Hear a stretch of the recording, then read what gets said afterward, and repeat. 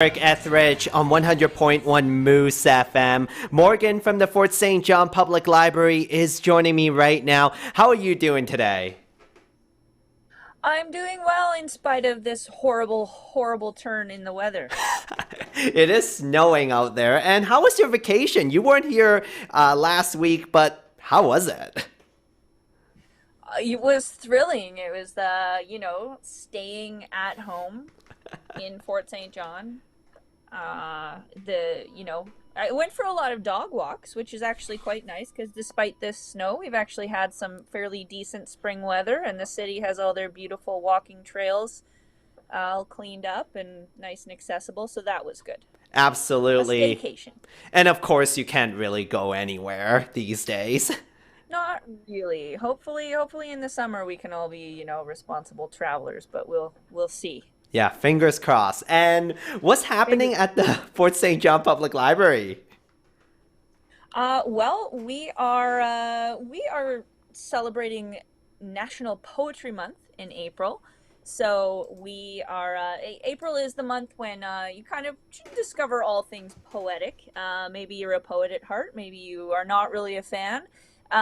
Just try out some poetry. So we are every week on our social media. We will be sharing a new different way that you can explore poetry, creating poetry, and appreciating it at home or at the library. And we will be having a little contest each week that you can take part in and have a chance to win yourself a free coffee or hot chocolate if you're a young person.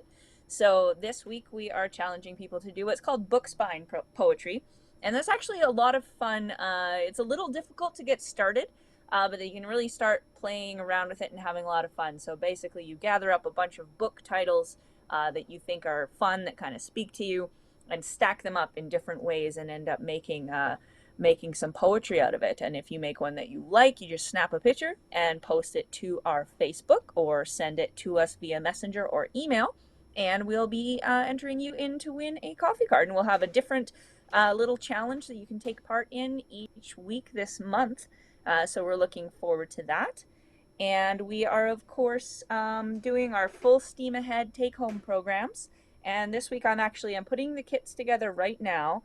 And I'm very excited for this one. It's one of my very favorites. It's called Scrappy Circuits, where essentially we are exploring electricity and circuitry and Morse code through tea lights, little battery operated LED tea lights.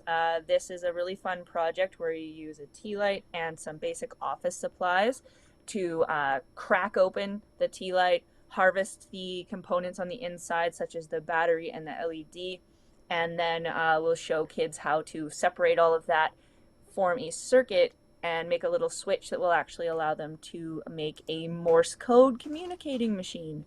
So get a little bit of code cracking, a little bit of circuit building, and a little bit of hacking in there. I A remember lot of fun, learning and those are, I remember pardon? learning about electricity and it is always fun. Yeah, it's one of our favorite things to do, and this is just such a fun thing to do because kids, I've done it a few times with kids, and they really enjoy the novelty of being able to take something apart and find out what's inside it. And with some parental supervision and support, this is a nice, safe way for them to do this. So, Full Steam Ahead is available pretty much every Saturday at the library, and we just have them first come, first serve. Each week we have a little project that's usually it's STEAM related, so science, technology, engineering, arts, and math, and it's usually more kind of sciencey and engineering related.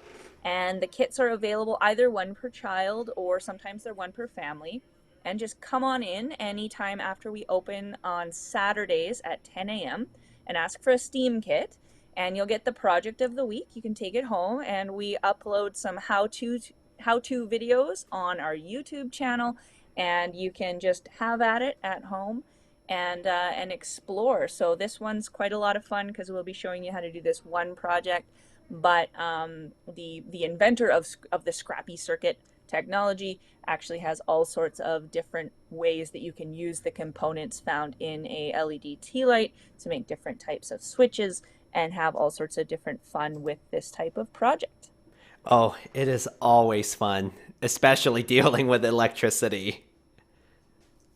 Yeah, I think some of our biggest hits are usually something that makes a little light up. Yeah, that you've got yourself a winner. Absolutely. The science-y stuff. Sciency stuff. We all love sciency stuff. Where can people find more information? They can find more information on our Facebook page, Fort St. John Public Library, or you can check out our website, fsjpl.ca, or you can always give us a call at 785-3731. Morgan, thank you for joining me. Thanks for having me, Bernard. This community interview is supported by your Member of Parliament, Bob Zimmer. Stop by his office in Fort St. John at 9916 100th Avenue and in Dawson Creek at 104